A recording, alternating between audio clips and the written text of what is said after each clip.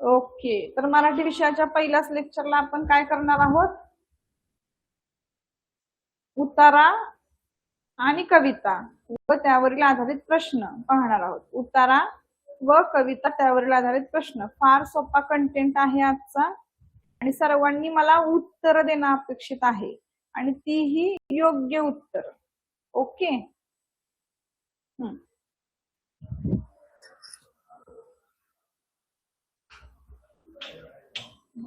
कोणचं पण एक दिवस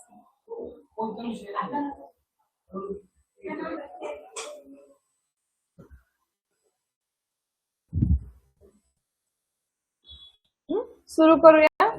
चला.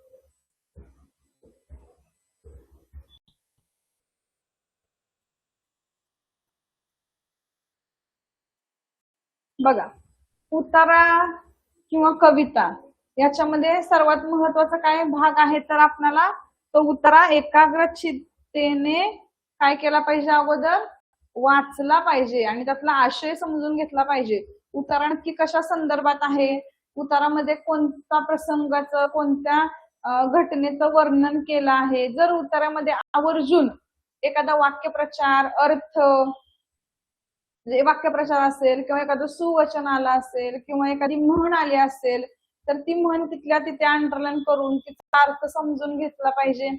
त्याच्यानंतर उत्तरामध्ये काही घटना किंवा काही गोष्टींचा उल्लेख आलेला असेल तर त्या घटनांचा क्रम लक्षात घ्यायचा. पहिल्यांदा काय झालंय, दुसऱ्यांदा काय झालंय. एकच उत्तरात 3 प्रश्नांसाठी 3 वेळा वाचायची गरज लागली नाही पाहिजे. एकदाच उत्तर वाचायचा आणि 3ही प्रश्नांचं उत्तर आपल्याला द्यायचं आहे. आणि प्रश्न मुळात काळजीपूर्वक वाचायचा. प्रश्नामध्ये काय सांगितले, समानार्थी शब्द आहे, समानार्थी शब्द नाही, पुढील पैकी कोणता कोणती घटना उत्तरामध्ये आलेली आहे, उत्तरामध्ये आलेली नाही, असे प्रश्न येतात. तसंच जर काय एखादा तुम्हाला क्वेश्चन समजला नसेल तर तुम्हाला रिपीटची गरज लागेल, तेव्हा तुम्ही रिपीट घ्या. आणखी एक म्हणजे उतारा सकारात्मक गोष्टीवरती आहे का नकारात्मक, त्याच्यावर पण तुम्हाला अंदाज लावता येतो. पर्याय आपण कसे द्यायचे ते. ओके, तर बघूया आपण पहिला उतारा घेऊया, वाचूया म्हणजे आपल्याला समजेल.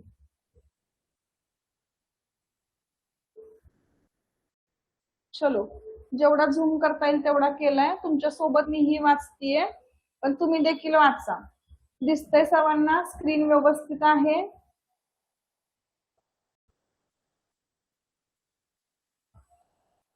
चला वाचूया.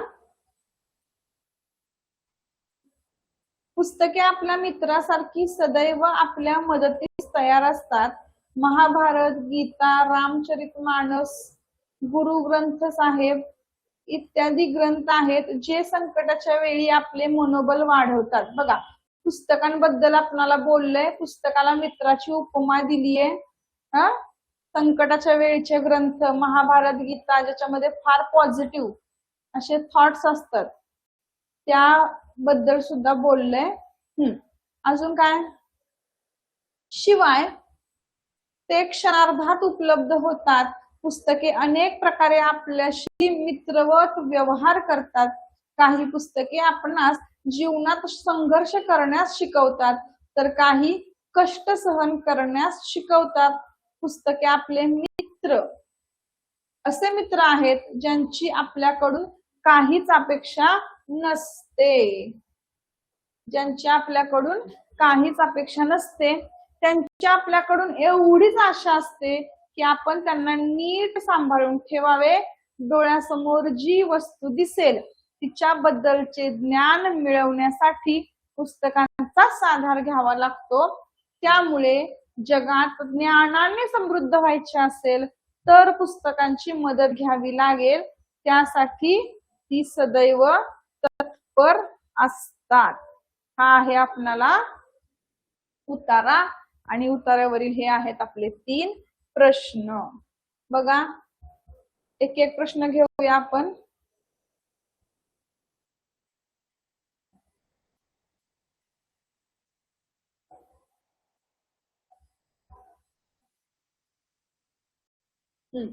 चला बघा, पहिलाच प्रश्न विचारलाय, ज्ञानाने समृद्ध होण्यासाठी आपणास कोणाची मदत घ्यावी लागेल, आणि तुमची उत्तरं यायला सुरुवात झालेली आहे.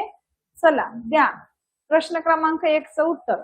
ज्ञानाने समृद्ध होण्यासाठी आपणास कोणाची मदत घ्यावी लागेल.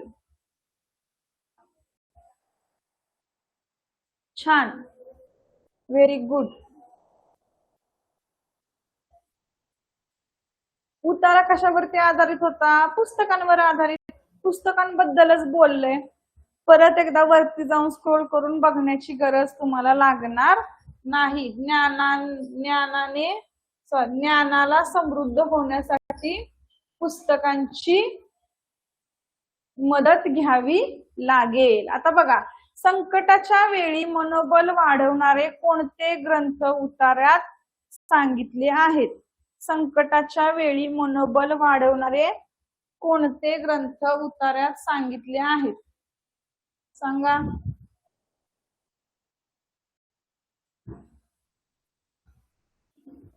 कोणते ग्रंथ? उतारा जर परत बघायचा असेल तर कसं सांगा मला. बघा, ग्रंथांची नावं परत एकदा बघून घ्या. महाभारत, गीता, रामचरितमानस, गुरु ग्रंथ साहेब. बघा, 4 ग्रंथांची नावं सांगितलेत. महाभारत, गीता, रामचरितमानस, गुरु ग्रंथ साहेब असे ते 4 ग्रंथ आहेत. चला आता उत्तर सांगू शकता? बरोबर, तर रामचरितमानस. बऱ्याच जणांनी 1 हा पर्याय दिलेला आहे. Very good, very good.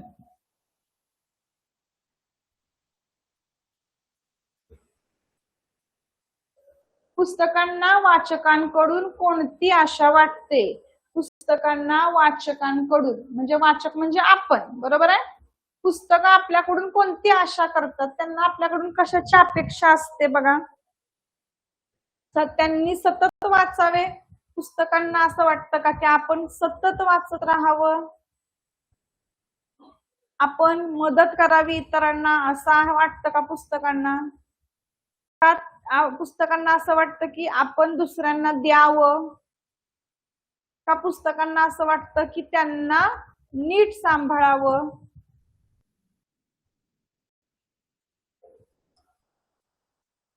प्रश्न क्रमांक 3चं उत्तर द्या.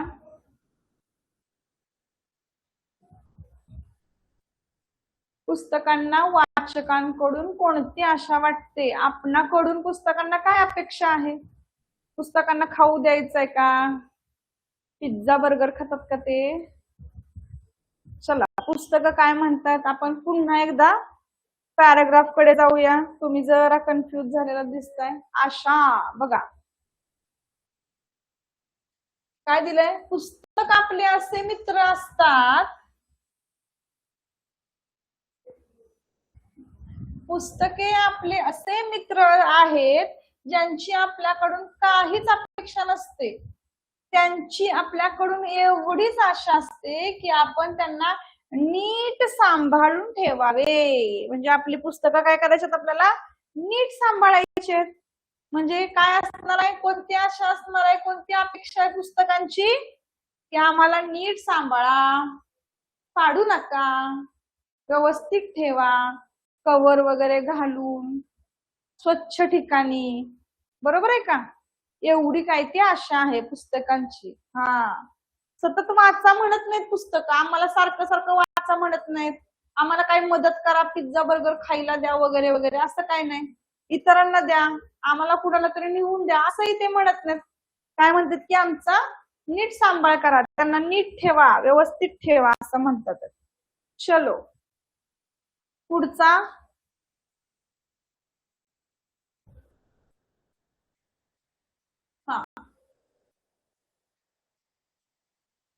पुढचा हा वाचूया, उतारा वाचूया. तुम्ही वाचा बर का.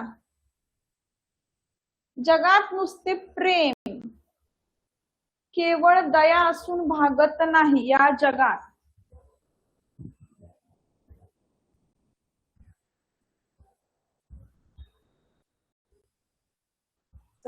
या जगात नुसते प्रेम केवळ दया असून भागत नाही. जीवन सुंदर व यशस्वी करण्यास प्रेम, ज्ञान व शक्ती या 3 गुणांची जरुरी असते.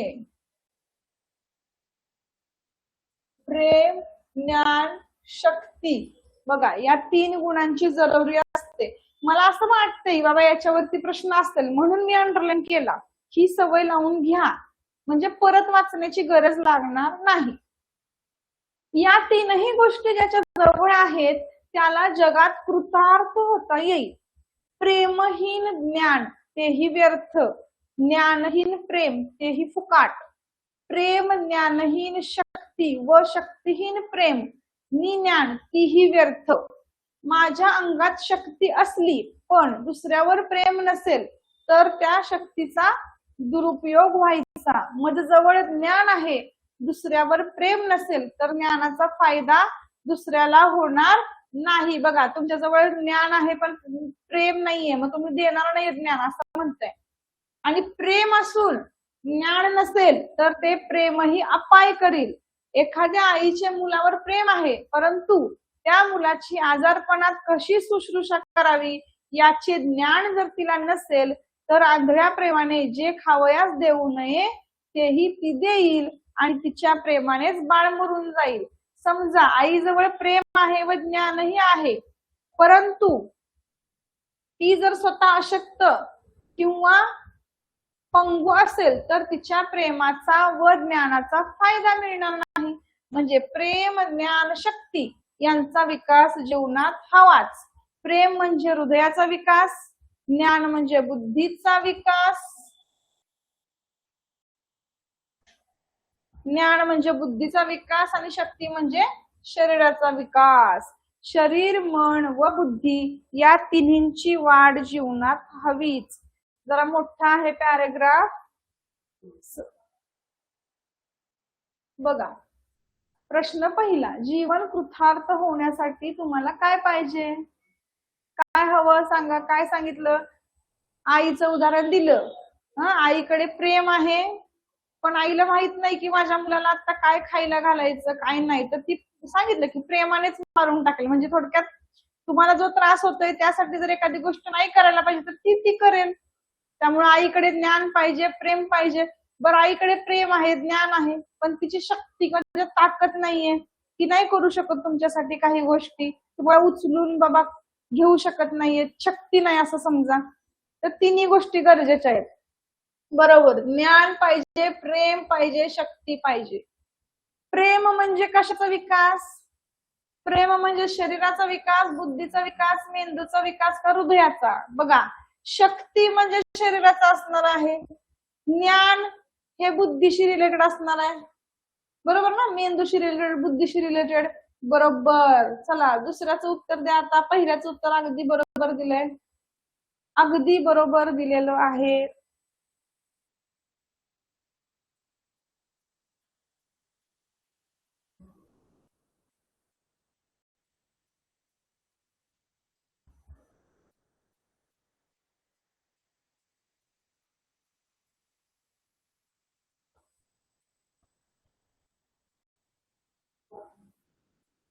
प्रश्न क्रमांक 2 चे उत्तर छान. प्रेम म्हणजे काय आहे? हृदयाचा विकास आहे.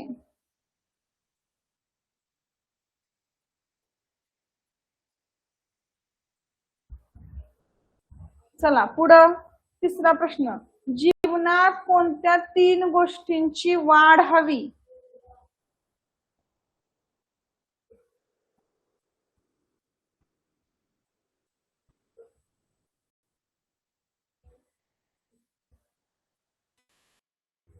जीवनात कोणत्या 3 गोष्टींची वाढ हवी? शेवटचं वाक्य आहे बघा तुमच्या, शरीर, मन व बुद्धी या तिन्हींची वाढ जीवनात हवी. शरीर, मन व बुद्धी, शरीर, मन व बुद्धी. प्रश्न क्रमांक 3 ची उत्तर येऊ द्या. शरीर, मन व बुद्धी, शेवटची ओळ होती शरीर, मन व बुद्धी. यांची वाढ व्हायला हवी. चला नेक्स्ट उतारा बघा. आता हा छोटा आहे म्हणजे तुमच्या लक्षात येईल लवकर, मोठा झाला की कन्फ्यूज होते आपण पण, बरोबर ना. चला महात्मा गांधीजींच्या वरचा उतारा आहे, उतारा वाचून घ्या.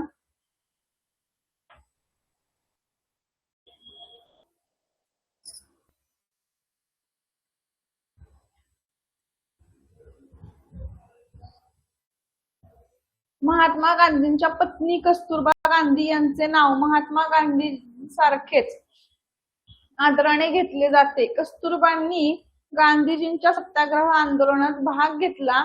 त्यांचा स्त्री विषयीचा दृष्टिकोन मोठा होता. आश्रमात भेटायला आलेली व्यक्ती, मग ती आपल्या देशातील असो वा परदेशातील, त्या तितक्याच आपुलकीने त्यांचे स्वागत करत. 1942च्या छोडो भारत आंदोलनात सहभागी झाल्यामुळे कस्तुरबांना तुरुंगवासही भोगावा लागला होता. साबरमती आणि सेवाग्राम आश्रमात महिलांसाठी त्या साक्षात देवी होत्या. गांधीजींच्या पत्नीचे नाव काय? काय आहे नाव गांधीजींच्या पत्नीचे? चला सांगा, गांधीजींच्या पत्नीचे नाव काय? गांधीजींच्या पत्नीचे नाव काय? कस्तुरबा. पहिलंच वाक्य, कस्तुरबा हे गांधीजींच्या पत्नीचे नाव आहे. चला पुढं. छोडो भारत आंदोलन केव्हा सुरू झाले? सांगितलं बघा. छोडो भारत आंदोलन, जरा झूम करूया. सांगा, या दोन प्रश्नांची उत्तर सांगा.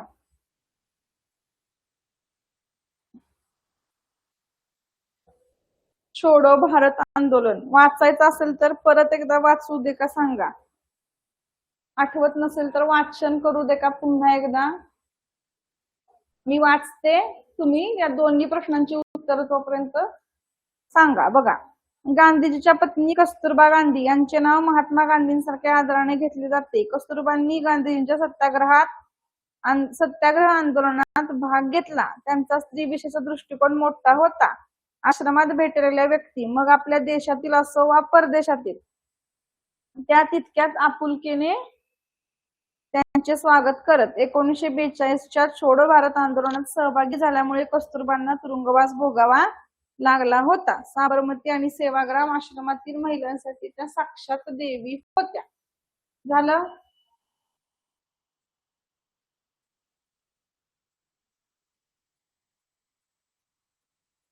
समजले म्हणजे 1942 राहिले लक्षात तुमच्या.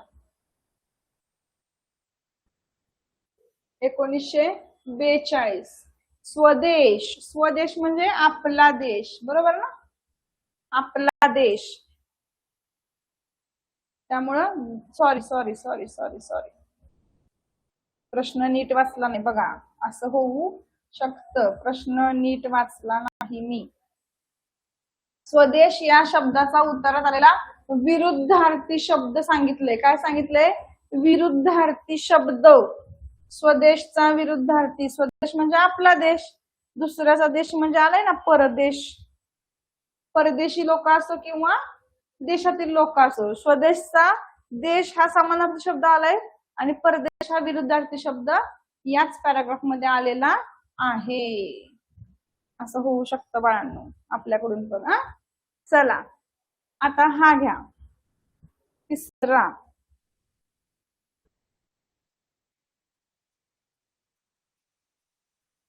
भरपूर उतारे तुम्हाला प्रॅक्टिस साठी दिलेले आहेत. भरपूर उतारे तुम्ही ते वाचायचे आणि सोडवायचे. पीडीएफ मध्ये वाचून सोडवा. उतारे लिहायला काही गरज नाहीये. खूप एवढं लिखाण गरजेचं नाही वाटत आहे मला. प्रश्न आणि उत्तर एवढं लिहिलं तरी चालेल. चला बघा, आपला गाव, जिल्हा व महाराष्ट्र यांचे नाव जगाच्या इतिहासात अजरामर केले ते म्हणजे महाराष्ट्राचे पहिले मुख्यमंत्री यशवंतराव चव्हाण होत. त्यांचा जन्म सांगली जिल्ह्यातील देवराष्ट्र गावात झाला. बालपणी ते अत्यंत हुशार होते. टिळक हायस्कूल मध्ये शिकत असताना विद्यालयाचे शिक्षक शेनोलीकर गुरुजींनी मुलांना तुम्ही कोण होणार ते चिठ्ठीवर लिहिण्यास सांगितले. त्यावेळी अनेक विद्यार्थ्यांनी लोकमान्य टिळक होणार, गांधीजी होणार इत्यादी उत्तरे लिहिली. बाल यशवंतने मात्र मी यशवंतराव चव्हाण होणार असे लिहून आपला आत्मविश्वास दाखवला. चला, पहिलाच प्रश्न, तुमची उत्तर पण आलेली आहेत. या उत्तरात कोणाविषयी माहिती सांगितलीये? कोणाविषयी? महाराष्ट्राचे पहिले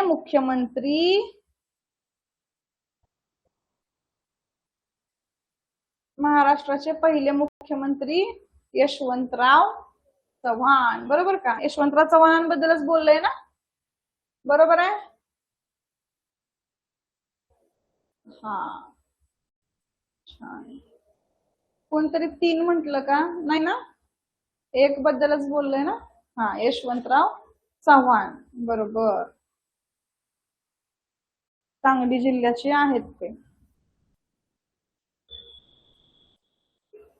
चला, विद्यार्थ्यांना कोणी प्रश्न सांगितला म्हणजे विचारला? थोडक्यात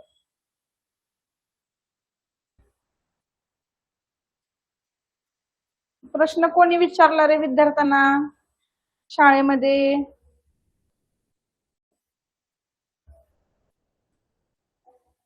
सांगा, 2 आणि 3चं उत्तर सांगा.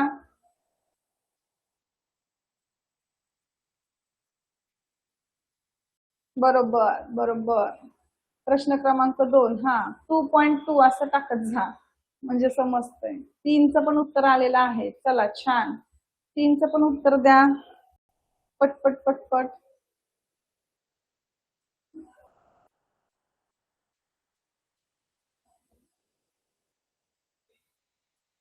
तीनचं पण सांगा आता. 2चं झालं. 2चं बरोबर आहे उत्तर. छान. प्रश्न क्रमांक 2चं उत्तर आहे गुरुजींनी प्रश्न विचारला असं म्हणूया. गुरुजींनी विचारला प्रश्न. हा, चला. प्रश्न क्रमांक 3चं उत्तर, यशवंतराव चव्हाण यांचे जन्मगाव कोणते? सांगली जिल्ह्यामधले गाव. छान छान, व्हेरी गुड. विसरत नाहीये तुम्ही. छान. देवराष्ट्रे. एकाच नावाचा उल्लेख तिथं आपण बघितला, त्याच्यामुळे देवराष्ट्र. चला पुढं.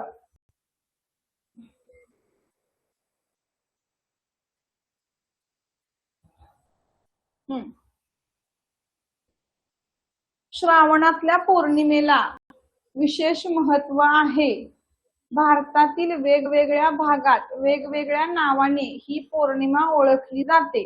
उत्तर भारतात या पौर्णिमेला राखी पुणव असे म्हणतात. बऱ्याच भागातील लोक या दिवशी आपल्या मनगटावर सुताचे पोवते बांधतात, म्हणून याला पोवती पौर्णिमा असेही म्हणतात. समुद्रकाठचे लोक या दिवशी समुद्राची पूजा करतात, त्याला यथाविधी नारळ अर्पण करतात, म्हणून या पौर्णिमेला नारळी पौर्णिमा असेही म्हणतात. नारळी पौर्णिमेच्या दिवशी वरुण देवतेसाठी समुद्राची पूजा करून नारळ अर्पण करण्याची पद्धत आहे. वरुण ही पर्जन्याची देवता होय. खूप सोपा आहे. खूप सोपा आहे. पहिलाच प्रश्न. श्रावण पौर्णिमेला उत्तर भारतात कोणत्या नावाने ओळखतात? उत्तर भारतात. उत्तर भारतात परत एकदा सांगा, उत्तर भारतात काय म्हणतात? उत्तर भारतात काय म्हणतात? हा, आता बरोबर आलं. बरोबर. उत्तर भारतात म्हणतात पोवती पौर्णिमा, नाही, राखी पुणव. बरोबर उत्तर दिलेले आहे तुम्ही. उत्तर भारतात म्हणतात राखी पुणव, आणि समुद्र किनारी ते लोक, जे समुद्राच्या किनारी राहणारे आपले कोळी बांधव आहेत, ते म्हणणार नारळी पौर्णिमा. आणि काही काही ठिकाणी ते पोवती बांधतात, तर ते लोक म्हणतात पोवती पौर्णिमा. ओके, आपलं उत्तर आहे राखी पुणव. चला, पर्जन्याची देवता कोण आहे? पर्जन्याची देवता बघा, पर्जन्याची देवता कोळी बांधव कशाची पूजा करतायत? पर्जन्याची देवता. चला, प्रश्न क्रमांक 2. प्रश्न क्रमांक 2 ची उत्तर सांगा. सरस्वती. पर्जन्याची देवता सरस्वती. मग विद्येची देवता कोण?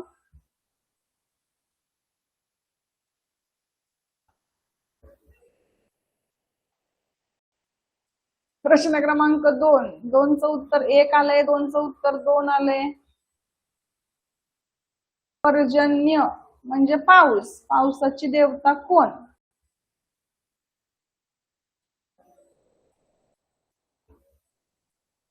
बघा, सरस्वती. सरस्वती काय आहे? विद्येची देवता. बरोबर आहे का? पवन म्हणजे वारा. पवन म्हणजे वारा. पवन देव वारेचे असेल. वरुण म्हणजे वर्षा म्हणजे पाऊस. बरोबर का? वरुण देवता ही पर्जन्याची देवता आहे बाळांनो. सरस्वती आपली विद्येची देवता झाली. आणि शंकर आपले काय? नटराज स्वरूप आहेत.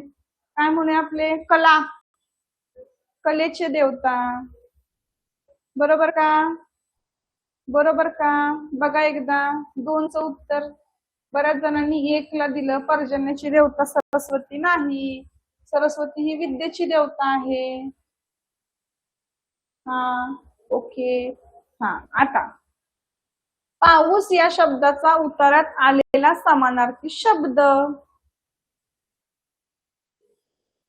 उतारा पण बघायची गरज नाही. हे 2 समानार्थी आहेत. ह्याला चपला, वीज, विद्युत, चपला. बरोबर का? म्हणजे पर्जन्य. पर्जन्य हा एकच समानार्थी शब्द आहे आता या 4 पर्यायांमध्ये. म्हणून पर्याय क्रमांक 3 हे बरोबर आहे. चलो, व्हेरी गुड. चला बघा, उतारा क्रमांक 5 पासून पुढील सर्व उतारे आता सध्या तुम्हाला मी अभ्यासासाठी देत आहे. ओके. आणि आपण घेतोय कविता. रेडी? रेडी का?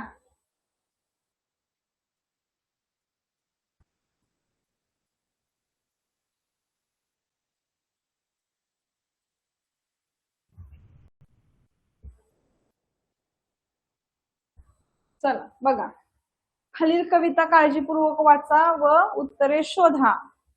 शोधूया आता उत्तरे. निरभ्र आकाश अवचित आलं भरून, गुज भरलेल्या पावसाची गेलं काणी सांगून. घनगंभीर गर्जना देई चाहूल आगमनाची, हा मेघश्याम रंग येई आठवण सावळ्याची. चमके विद्युलता तळपती मेघातुनी, सैरा वैरा वाहे गारे गार वारा संदेश पावसाळी घेऊन. वसुंधरा हिरवीगार घाली साद नभास, तुषार झेलुनी पावसाचे दाटे चहूकडे उल्हास. आल्हाददायी सुंदर ऋतू असे हा प्रत्येकाचा सखा, यावा परतुनी पुन्हा वर्षा ऋतू सारखा. बघा कशाचं वर्णन केलंय बघा कवितेमध्ये. निरभ्र आकाश अवचित आलं भरून म्हणजे पावसाचं. कुठला ऋतू आहे हा? वर्षा ऋतूचं काय केलंय त्यांनी? वर्णन केलंय. कसं कसं होतंय, कशा पाऊस येतोय. बरोबर आहे का? वसुंधरा म्हणजे काय? धरा म्हणजे पृथ्वी. वसुंधरा म्हणजे पृथ्वी. आता बघूया डायरेक्ट प्रश्न. चला प्रश्न पहिला. थोडा वेळ परत जर वाचायची असेल कविता तरी सांगा. चला, कवितेत कोणत्या ऋतूचे वर्णन केले आहे? सांगा. कविता कशाबद्दल होती रे? कविता कशाबद्दल होती? सांगा. कविता कशाबद्दल होती? छान, द्यायला सुरुवात करा उत्तर. सुरुवात झालेली आहे ऑलरेडी. 1चं उत्तर. चला 1चं उत्तर द्यायला सुरुवात करा.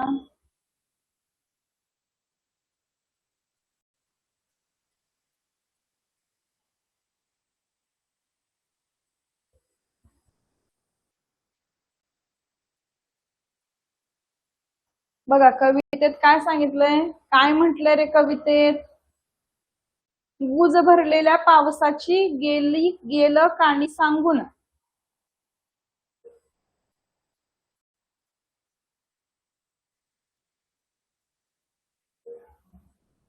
वसुंधरा हिरवी घार साद घाली नभास.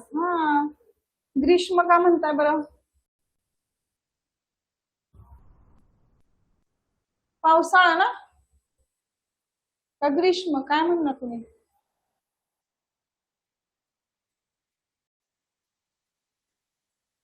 सांगितले पण बघा उत्तर आले. चला जाऊ द्या. पावसाचा संदेश म्हणून घेऊन कोण वाहत आहे? संदेश कोणाजवळ आलाय बघा? पावसाचा संदेश घेऊन कोण बघा? सैरा वैरा वाहे गारेगार वारा संदेश पावसाळी घेऊन, म्हणजे काय? Correct correct correct. वारा, सैरा वैरा वाहे गारेगार वारा संदेश पावसाचा घेऊन.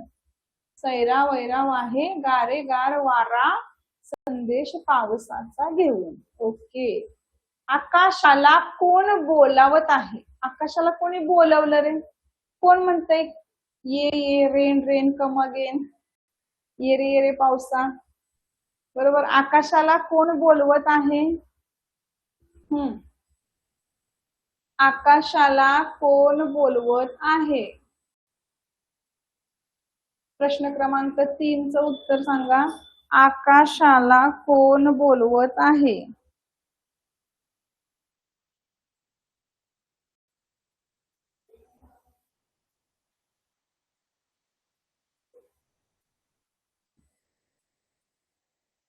सांगा. प्रश्न क्रमांक 3. बरं, हिंट देते आता मी, बघा नीट बघा. सैरा वैरा वाहे गारे गार वारा संदेश पावसाळी घेऊन वसुंधरा हिरवीगार घाली साद नभास तुषार झेलुनी पावसाचे दाटे चौकडे उल्हास. सांगा आता. प्रश्न क्रमांक 3चं उत्तर मागितलंय मी. प्रश्न क्रमांक 3चं उत्तर हिंट दिलीये, 3 ओळी वाचून दाखवले. बरोबर, व्हेरी गुड. वसुंधरा म्हणजे आपली पृथ्वी, बरोबर ना? हा, व्हेरी गुड. वसुंधरा, पृथ्वी. छान छान, गुड.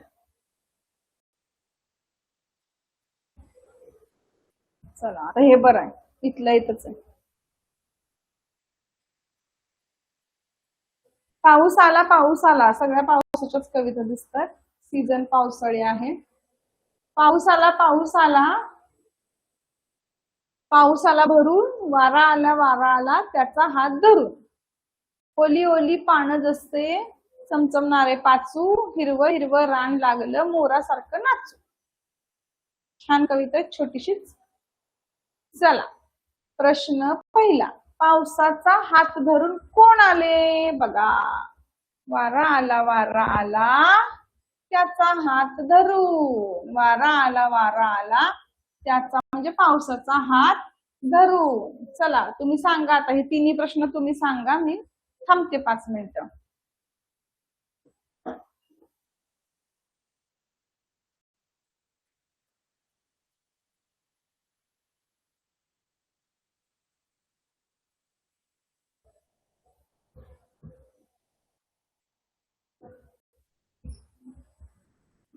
तिन्ही प्रश्नांची उत्तर द्या. 1चं काय आहे, 2चं काय आहे आणि 3चं काय आहे?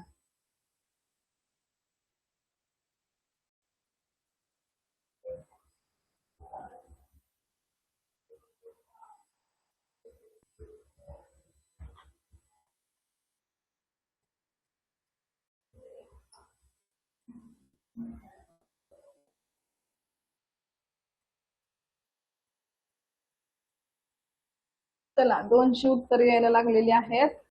मोरासारखे कोण नाचू लागले? चला बघा.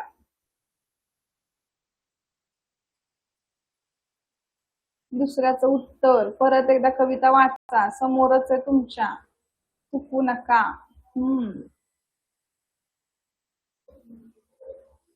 आधिरा, आधिरा कोण आहे? मगाशी पण चुकीचं उत्तर देत होती. परत एकदा वाचा.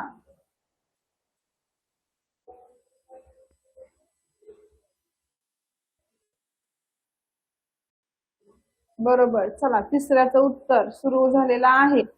पाचू या शब्दाचा योग्य अर्थ कोणता?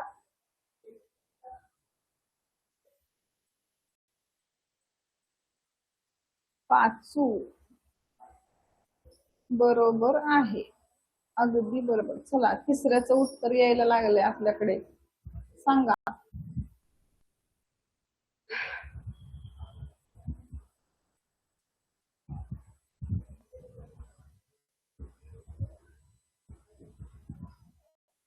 तिसऱ्याचं एक दोघांनीच दिलंय, बाकीचे उत्तर द्या तिसऱ्याचं.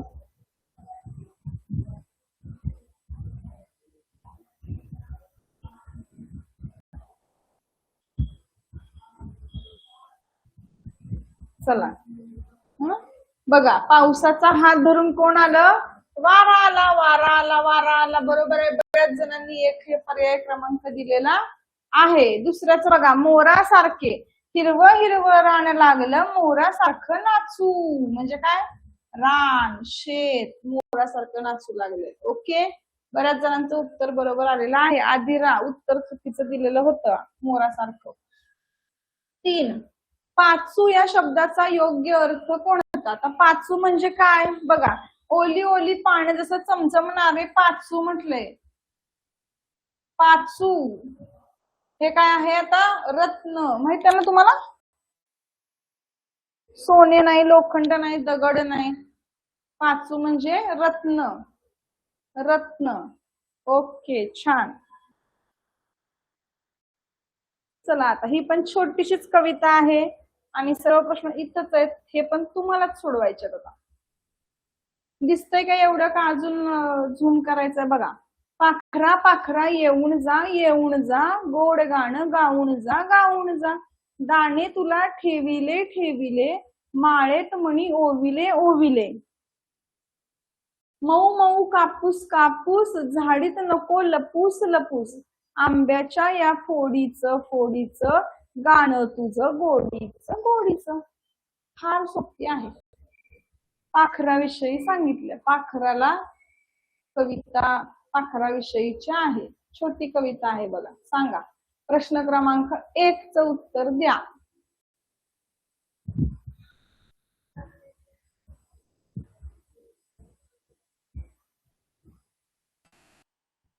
ओके.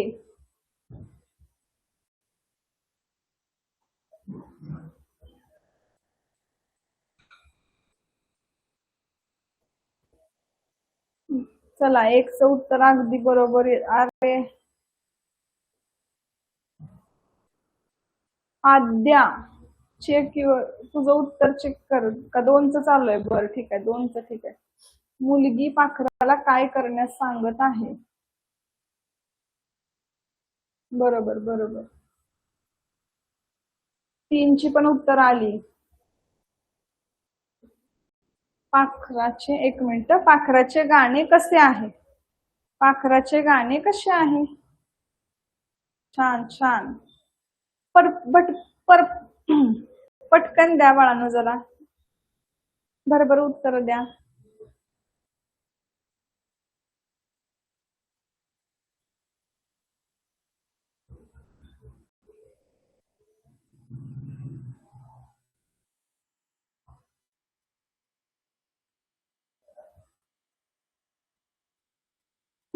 ओके. थांबलो आता आपण बराच वेळ. चला, सर्वांची उत्तर आलेली आहेत असं समजूया. कवितेत मुलाने दाणे कोणासाठी ठेवले? बघा, पाखरा पाखरा येऊन जा. पाखरू. पाखरू. बरोबर बरोबर. बऱ्याच जणांनी बरोबर दिले. मुलगी पाखराला काय करण्यास सांगत आहे? काय म्हणते ती? पाखरा पाखरा येऊन जा, गोड गाणं गाऊन जा. काय म्हणते ती? गाणं गा. गाणं गायला सांगितलं तिने. गोड गोड गाणं गा. बर. पाखराचे गाणे कसे आहे? पाखराचे गाणे कसे आहे? गोड आहे. तिने सांगितलं ना, गोड गाणे गाऊन जा. बरोबर. कुणाला काही शंका नसावी. चला, पुढची कविता. ही तर तुम्हाला माहितच आहे. देवा तुझे किती सुंदर आकाश. मला वाटतंय दुसरीच्या पुस्तकात ही कविता होती. बरोबर. दुसरीच्याच पुस्तकात पहिलीच कविता आहे. देवा तुझे किती सुंदर आकाश, सुंदर प्रकाश. मला असं वाटतं दुसरी किंवा पहिली का दुसरीच आहे. दुसरीच्याच पाठ्यपुस्तकात आहे ही कविता. त्यामुळे तुम्ही गेल्या वर्षी ही कविता शिकलाय. वाचून दाखवायची गरज नाही, डायरेक्ट प्रश्नाचं उत्तर तुम्ही द्या. प्रश्न पहिला, मुले कोणासारखी आहेत? सॉरी,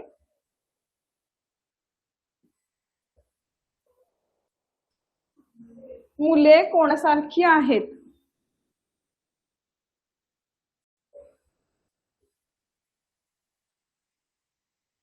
कोणासारखी आहेत? सुंदर वेलींची सुंदर ही फुले, तशी आम्ही मुले देवा तुझी. फुलांसारखी आहेत. कशा आहेत? फुलांसारख्या आहेत. चला, वेळ द्यायचा नाही का? सॉरी सॉरी सॉरी सॉरी, वेळ देते. वेलींसारखी. ओके, चलो. प्रश्न क्रमांक 2, सुंदर चांदणे कोणाचे पडते?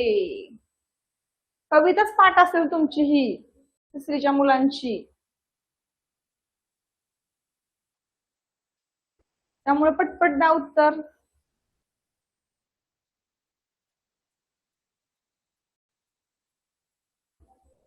चांदणे कोणाचे पडते? चांदणे कोणाचे पडते? चंद्राचे चांदणे. ओके, चला पुढं. किती तू सुंदर असशील, या वाक्यातील तू म्हणजे कोण?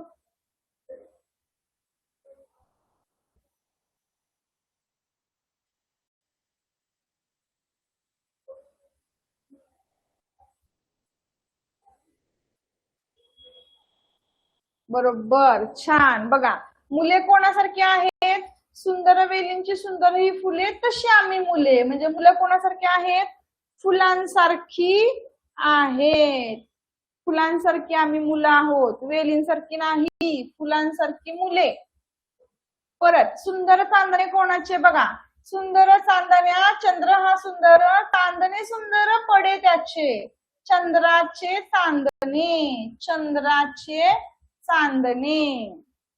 बरं, किती तू सुंदर असशील, या वाक्यातील तू. बघा, इतके सुंदर जग तुझे जर, किती तू सुंदर असशील.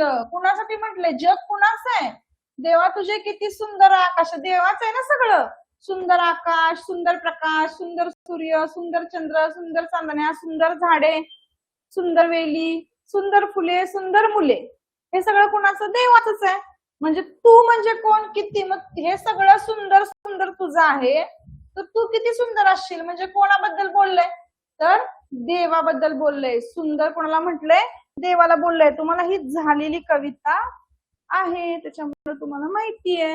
चलो, पुढची कविता ही झाली आहे का रे तुम्हाला? लपंडाव बहुतेक नाव आहे कवितेचं. वाचा.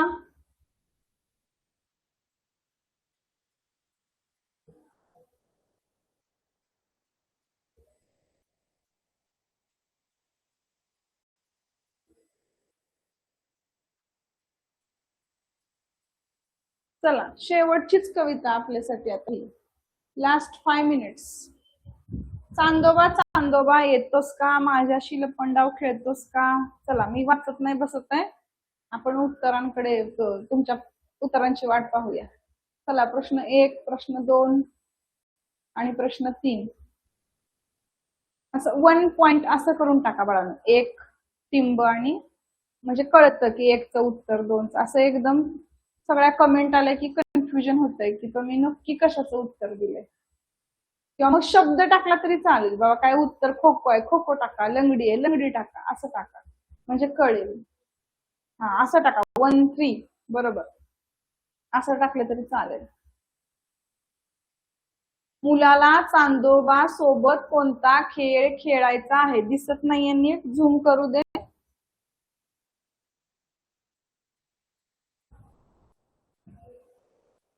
पहिला प्रश्न हाय, मुलाला चांदोबा सोबत कोणता खेळ खेळायचा आहे? दिसतंय का? झूम जास्त केलं तर मग कविता पूर्ण दिसत नाहीये, म्हणून मी थोडस कमीच केलं होतं. पहिल्या प्रश्नाचं उत्तर बऱ्यापैकी लोकांचं झालंय. आता बघा, मुलगा कोठे लपणार आहे? मुलगा कोठे लपणार आहे?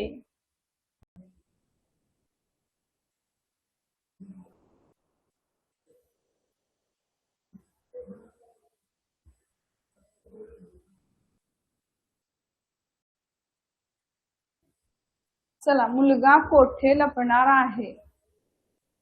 प्रश्न क्रमांक 2 ची उत्तर तुमची यायला सुरुवात झालीये. हे नीट बघा, मुलगा कोठे लपणार आहे, नीट बघा. चुकीचं उत्तर येतंय.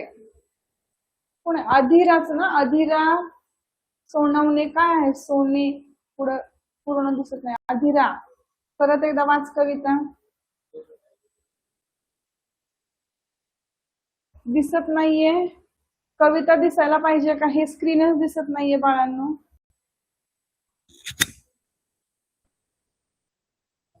साऊंड आहे, माझ्याकडून साऊंड आहे व्यवस्थित. साऊंडचा नो इश्यू.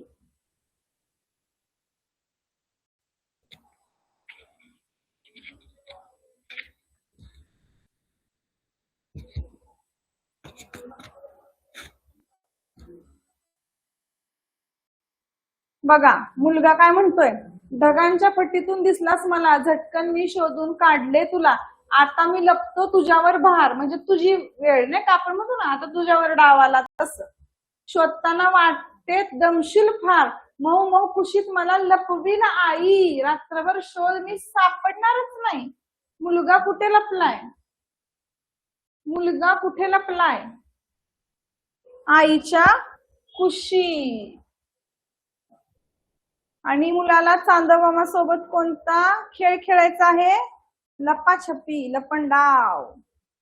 चांदोमामाच्या लपण्याची जागा. चांदोमामा कुठे लपला बघा? ढगांच्या पट्टीतून दिसलास मला. कुठे लपला होता तो? ढगांच्या मागे लपला होता. ढगांच्या मागे लपला होता बघा. मला बघा, चांदोबा चांदोबा येतोस का? माझ्याशी लपंडाव खेळतोस का? लपंडाव खेळायचा.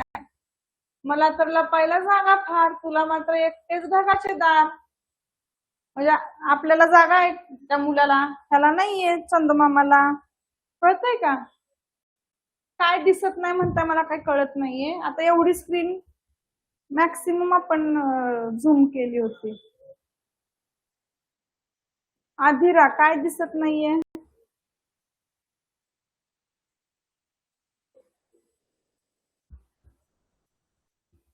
चला, आता एक महत्वाचा प्रश्न विचारतीये.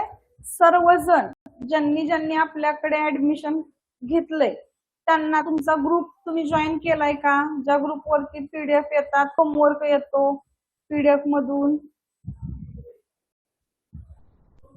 आम्ही ज्या पीडीएफ पाठवतो, बरं ठीक आहे, पीडीएफ पाठवतो त्या तुमच्यापर्यंत पोहोचतात का? तुम्ही ग्रुप मध्ये जॉईन आहात का?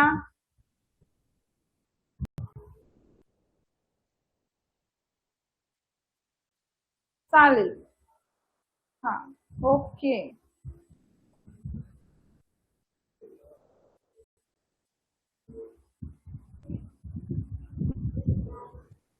हा, जे नाहीत त्यांनी बघा, आपण परचेस केलेला आहे का? ग्रुप काय म्हणूया, क्लास परचेस केलाय का? तसं केलं असेल तर तुम्हाला नोटीस बोर्ड वरती तुमच्या ग्रुपची लिंक दिसते. एकदा खात्री करा की तुम्ही क्लास परचेस केलेला आहे का. हा,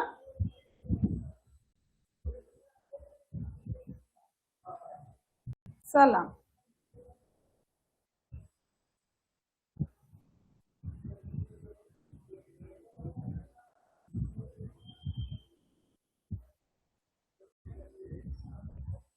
चालेल, काही प्रॉब्लेम नाहीये. मग तुम्हाला होमवर्क दिलेला आहे. आता बघा इथं पुढं होमवर्क साठी पुढच्या कविता आहेत. कविता क्रमांक 5 आणि कविता क्रमांक 6 एवढ्याच कविता आहेत, 2च कविता. ओके, समजलं? काही डाऊट्स असतील तर तुम्ही विचारू शकता, नाहीतर बाय बाय. भेटू आपण पुन्हा लेक्चरला उद्या. उद्या नाहीये तुमचं, माझं नाहीये, दुसऱ्या टीचरांचा असेल.